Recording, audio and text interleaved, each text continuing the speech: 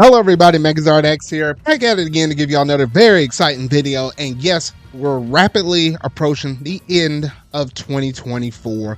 And like what I usually always do around this time of year and stuff, I start to go back and reminisce and reflect on everything that has transpired during the year of 2024. And in today's video, I just want to go through and talk about everything that has been announced, games that have released, other little interesting bits in terms of like hardware announcements or releases and stuff, or weird things with like Nintendo mobile apps and stuff. Just look at everything that Nintendo has done for the whole year of 2024 and just look at everything, just kind of give my old quick thoughts about everything that has transpired in this year though, because as I was going through and formulating this whole entire list, there's a lot, and I do mean a lot of stuff that has happened this year for Nintendo. Kind of wild with the Nintendo Switch being in its 8th and what could be its last final year as the only, Nintendo system on the market before we inevitably get that Nintendo Switch 2, which should ideally drop out in the year of 2025. So we might as well go ahead and jump up in this video though. But if you hadn't already done so, make sure to go ahead and hit that like button, go ahead and hit the subscribe button and that bell to stay up to date on all things video game related I feel like talking about and discussing. But without any further ado, let's go ahead and jump straight up into this video.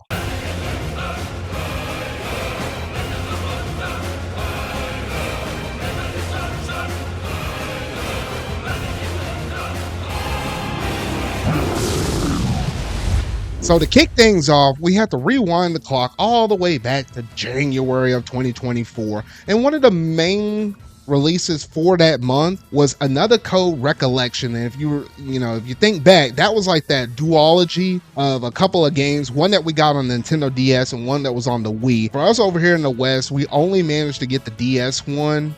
But like in other regions, like in Japan, they managed to get the Wii one though. So, that was the first time we managed to get something localized like that and brought over for fans of the Another Code Recollection games. I hadn't managed to go through and play them, but I did manage to pick this game up way later. It was like, I think around October-ish or something like that, or early November. I managed to pick it up, or it might have been September. I managed to go through and pick up this game. So it's sitting on my Switch. At some point I'll get around to it because I do like visual novel games and such though.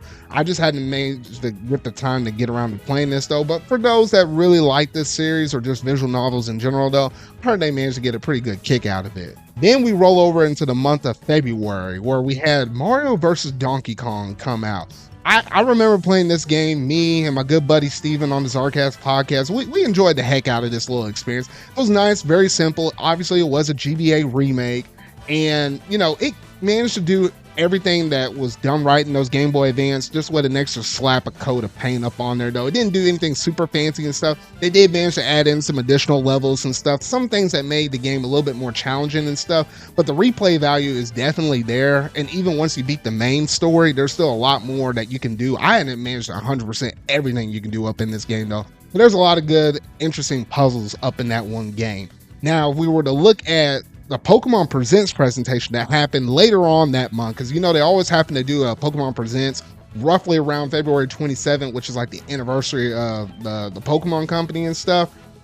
We did manage to have a Presents on that day, and the major announcement that was revealed at that showcase was the fact that Pokemon Legends ZA was revealed and it's in the works. The fact that we're getting something from Generation 6 from those Pokemon and X and Y games being brought over into the Legends format, it just completely blew my mind. Like, that's just something I was just ecstatic through the moon with, because I love the heck out of Legends Arceus, and gosh dang, thank goodness for that game, because I wasn't really feeling Brilliant Diamond and Shining Pearl though. So I was like, the fact that we're going to get that, hey, that should bring back Mega Evolutions and a lot of other things I liked about Gen 6 being in the Kalos region and such. Man, I'm really looking forward to that. We hadn't really gotten any major news beyond that, at least at the point of this recording though. So looking at some point in 2025 is when it's supposed to ideally launch. Then we turn over and look at the month of March. Y'all remember a little game that starred Peach with Princess Peach Showtime?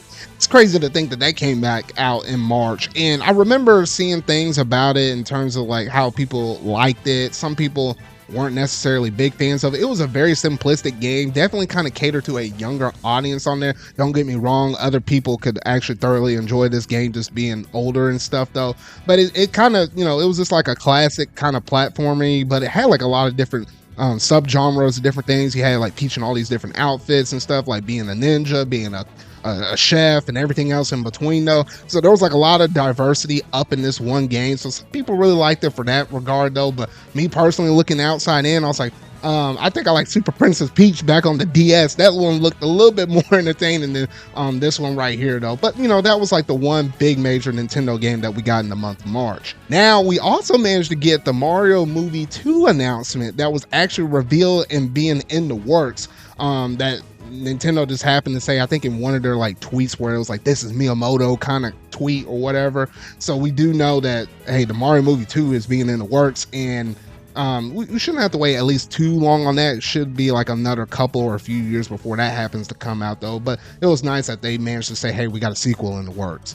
And in the month of April, remember the Nintendo Network was actually discontinued for the Wii U and the Nintendo 3DS though. And I remember that because, I mean, at the time they were slowly going through and shutting things down left and right. Like at this point, you couldn't go through and like buy any other games. Like they actually shut that down in 2023 though, but we could still play games online. And I remember in those closing moments, I remember booting up games such as like Mario Maker, just playing through different levels and stuff that people have created, or especially games such as like Splatoon 1, which had a really active community and stuff. So I remember going through and playing those for the last few times before they managed to take down the Nintendo Network. Ooh, especially Kid Icarus Uprising though. I really liked the multiplayer aspects they had up in that game. But thankfully they have services such as like Pretendo, and you can do some things to your Wii U where you don't even have to mod it, that you're still able to play these games online without any heavy modifications to your Wii U. 3DS is a little bit of a different story though, but yeah, it was a little sad to see the Nintendo Network go down during that month. Then in the month of May, this is where things kind of picked up quite a bit. We had Paper Mario and the Thousand Year Door that managed to release that month, which was kind of crazy because I think it was like roughly 6 months before that. Remind you, in 2023 we managed to get Super Mario RPG. They were going crazy at least with these Mario RPGs and such, and I was like, well, what the heck? And this was like the one that we never really expected Nintendo to go out and try to mess around with, or like remake, remaster, or like just do like a straight release up on this thing though, because I don't know, they're always kind of weird with the Paper Mario series and such though. But they managed to do this.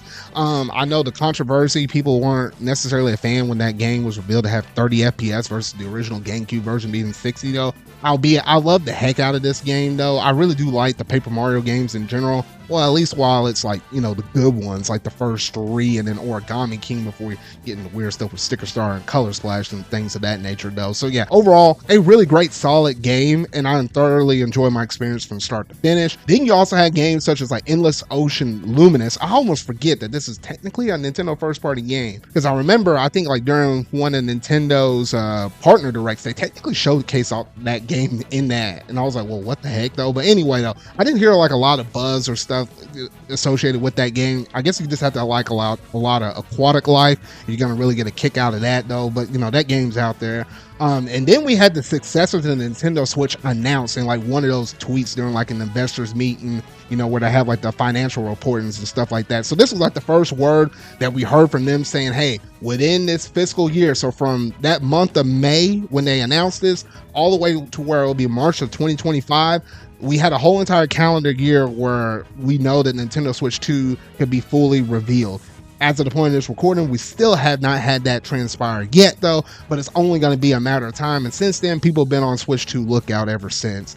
And then also during that month, Nintendo acquires Shiver Entertainment as well. Now with Shiver Entertainment, remind you, that's just like a porting company and stuff like that. They're still going to be doing other ports for other companies out there like Xbox, PlayStation, stuff like that though. But the fact that Nintendo has a dedicated company that's able to do ports and stuff could bode quite nicely whenever that Switch 2 happens to drop out on the market as soon as next year. Then in the month of June, we managed to have the release for Luigi's Mansion 2 HD.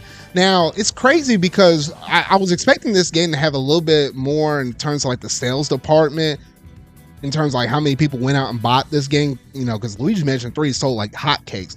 In terms of like the most updated thing, I don't think it sold more than at least a few million though, but I don't know, maybe it's just the fact that this is just a 3DS remaster game and such for the Switch though. So I didn't do like any huge splashes though, but it was all right, at least for the most part. And then also later in that month of June, we managed to get a few different games announced during the Nintendo Direct. Some of those I'm going to talk about later on as I get further on in this video though.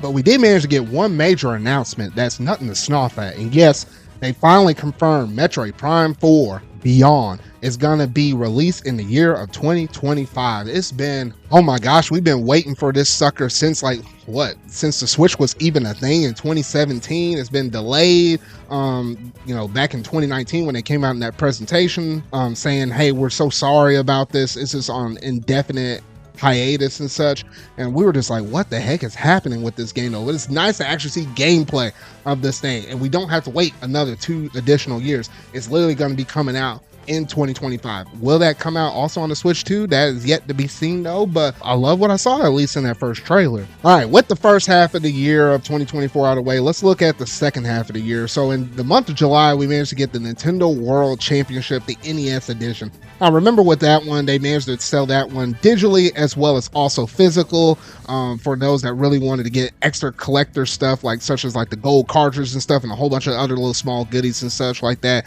And it was just like a speed racing challenge that you're able to go through and just do a plethora of different challenges, everything ranging from the NES Mario to Kirby, Donkey Kong, etc. My only major tidbit with this game was the fact that you had a certain mode where you're able to play this game in like party mode with a whole bunch of people that might be able to play this game locally with you though.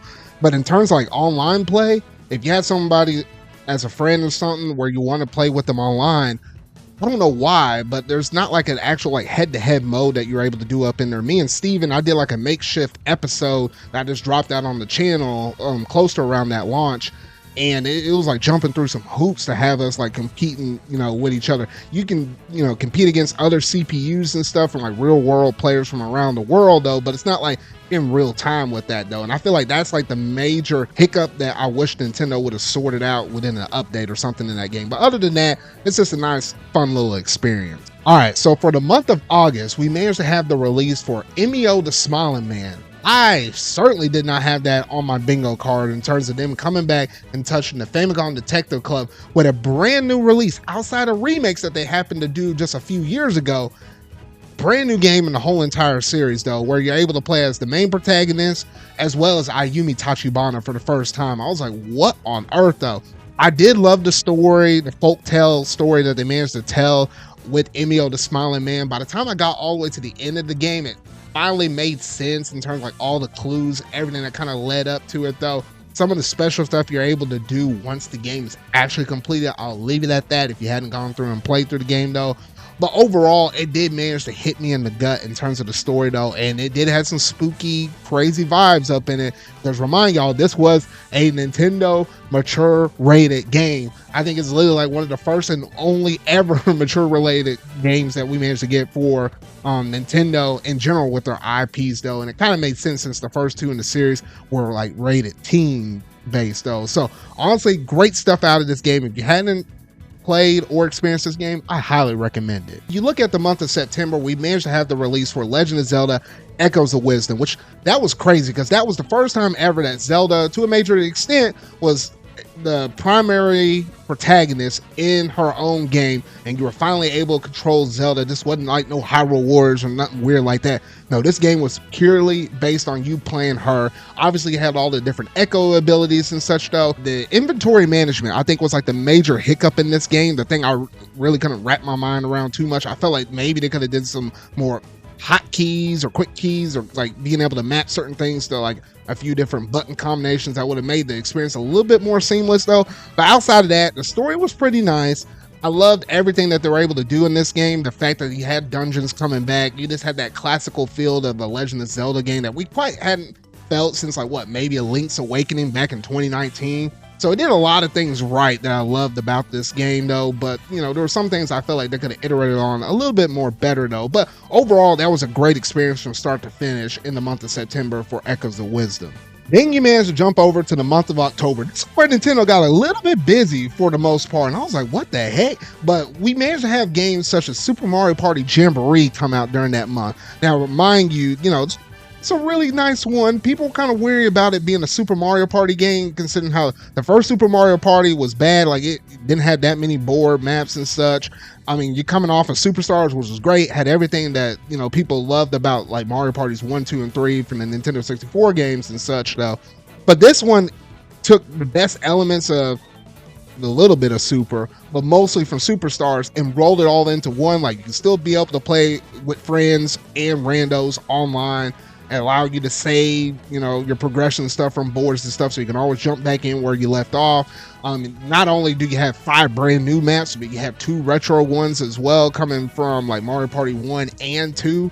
So you had great stuff like that. You had a plethora of mini games and stuff. You have like a 20-player online mode, and also like I think another 12-player one. One's like an item, not an item, but like a mini game gauntlet. The other one's like you fighting up against Bowser and ganging up against him though. So there's a lot of different diversity. That, and then you had the single player campaign, which is quite different in comparison to a lot of the other Mario Party games though. So it's like, hey, you can have a lot of different modes to jump between before you kind of get burned out in Mario Party though. You have achievements and a plethora of sorts though. So there's a lot for you to explore and do a Mario Party Jamboree that can kind of keep you coming time and time again back to the game though. Then we also had some weird releases such as Alarmo, a stinking alarm clock that allows you to play, different things from different games such as like Breath of the Wild, Mario Odyssey, Pikmin 4, the list kind of goes on and on and on, Ring Fit Adventure.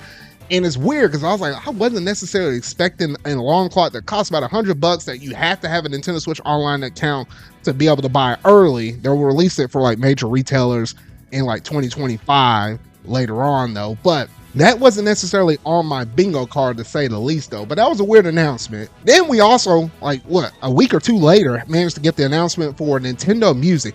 Nintendo finally managed to come out and say, hey, we're actually dropping out an app. As long as you had the basic Nintendo Switch Online subscription-based service, you can go through and listen to a bunch of different games from all the games. You had your traditional games from Nintendo Switch, like your Breath of the Wilds, your Splatoon 3s and such.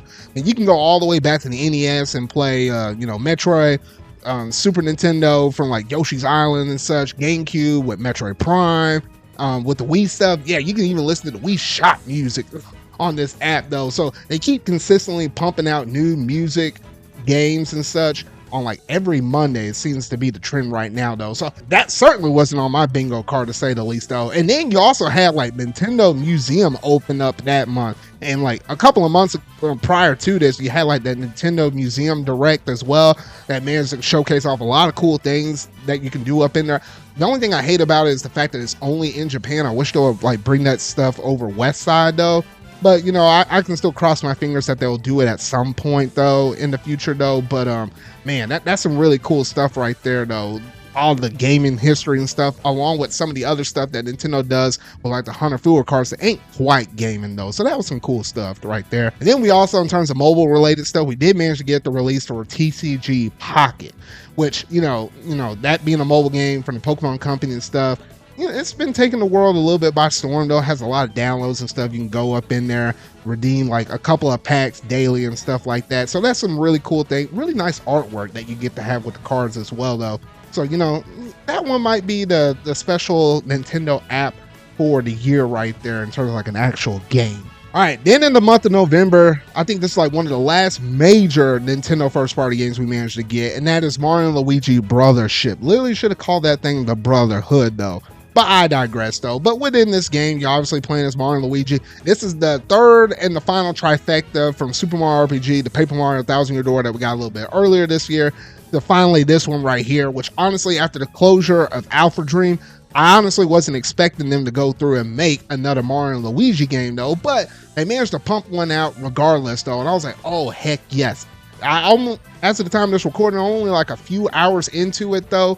I've been thoroughly enjoying my experience thus far. It's nice to have the brothers back though, but from some people that I heard or some of my friends have been going through and playing the game though, it might not live quite up to the expectation of what you had within some of the previous Mario and Luigi games though. But I do gotta love the art style and stuff, what it has going up in there though. I feel like there's some things they could have executed a little bit better on this game though. But it's nice to know that at least the series isn't dead. And then also, well, speaking of a series that is dead, though, we do have Animal Crossing Pocket Camp that was officially confirmed to be discontinued in that month of November. They are going to drop out a free version, I think, in the month of December or something here soon, though. So it's like, you just buy it one time. You don't have to worry about microtransactions anymore, though. But yeah, it was just another Nintendo app that happens to go by the wayside. And unless you're like Fire Emblem Heroes, that happens to make a ton of money each and every year, though, I mean, Nintendo ain't doing too many crazy things on the mobile front nowadays. And then lastly, in the month of December, I'm recording this like shortly right before November is ending though, so I know a few things that is going to be confirmed to happen though. But recently we did manage to have that Donkey Kong Country expansion for Super Nintendo World. They did manage to have a direct in like the month prior to this though, and it's officially going to have its release in Japan in the month of December though. If you want to go to like Universal Japan over there in Japan. So that's really nice. And I love everything that I saw within that Nintendo Direct though. And I was like, man, oh man, I like how Donkey Kong is getting the love and appreciation that he can get.